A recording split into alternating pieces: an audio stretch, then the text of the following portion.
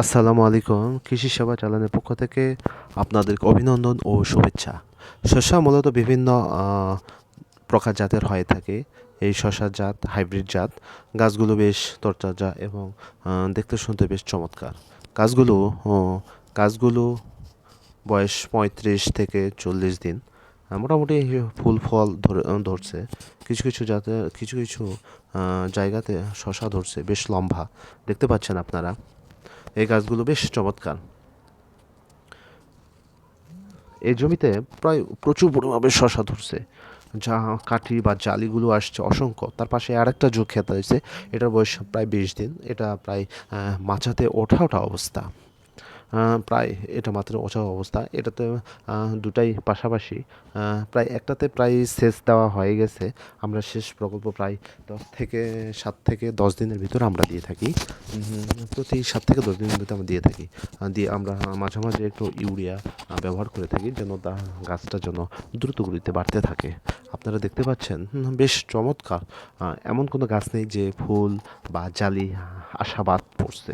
আপনারা দেখতে থাকেন বেশ চমৎকার। দেখতে পাচ্ছেন, আপনারা দেখতে পাচ্ছেন বেশ চমৎকার একটা শশা।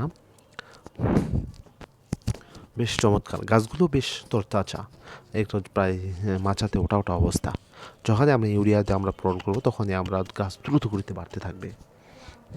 শশা মূলত এটা হচ্ছে শশা মূলত দোআঁশ বা এঁটেল মাটিতেই চাষ ভালো হয়। এটা শীতকালীন সময় বেশি দেখা যায়।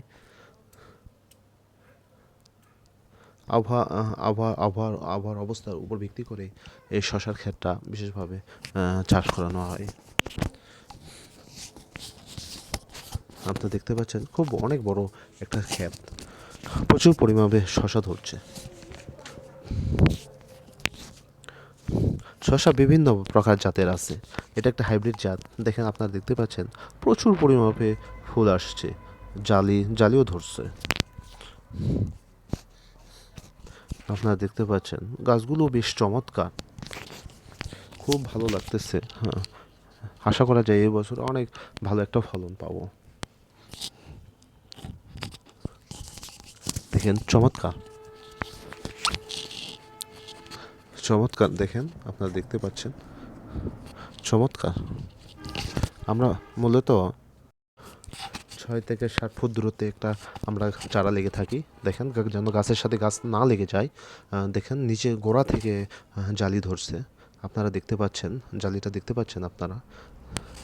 দেখেন, আমরা ৬ থেকে ৭ ফুট দূরত্বে এই গাছগুলো সারিভাবে আমরা লেগে থাকি। আমরা এটা লাগানোর সময় আমরা প্রচুর পরিমাণে খাবার প্রয়োগ করছি।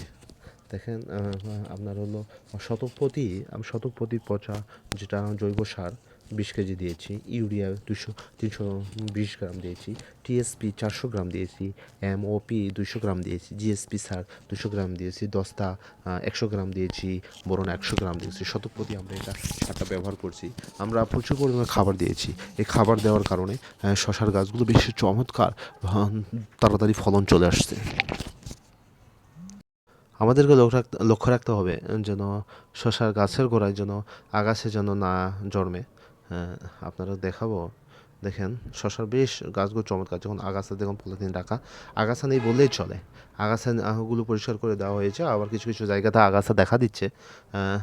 দেখা দিচ্ছে, আপনার দেখাচ্ছে এই যে কিছু কিছু জায়গায় আগাছা দেখা দিচ্ছে। এগুলো আমরা পরিষ্কার করে দিব। দেখেন নিচ থেকে শশা দেখেন, নিচ থেকে প্রায় শশা ধরছে। এই জাতটা এত ভালো, আপনাদেরকে বলে বোঝাতে পারবো না। দেখেন, দেখেন নিচ থেকে শশা ধরছে, প্রচুর পরিমাণে শশা ধরছে। এবং ফুলও আসছে। দেখেন, আমরা আগাছা এর আগে পরিষ্কার করে দিয়েছি, আবার আগাছাগুলো দেখা দিচ্ছে। দেখেন, এটা শশা বেশ মোটামুটি একটা বাজারজাতকরণ করার মতো একটা হয়েছে।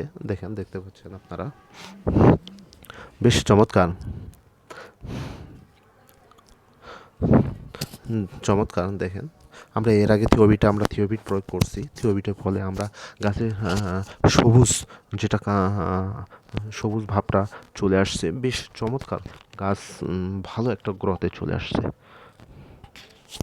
দেখেন, শশাগুলো কিছু কিছু গাছ দিয়ে শশা বাজারজাতকরণ করার মতো হয়েছে। আমরা যতটুকু পারি আমরা যতটুকু পারি আপনাদের সামনে নিত্য নতুন আরেকটা ভিডিও তুলে ধরার চেষ্টা করব। দেখেন খুব বড় একটা ক্ষেত।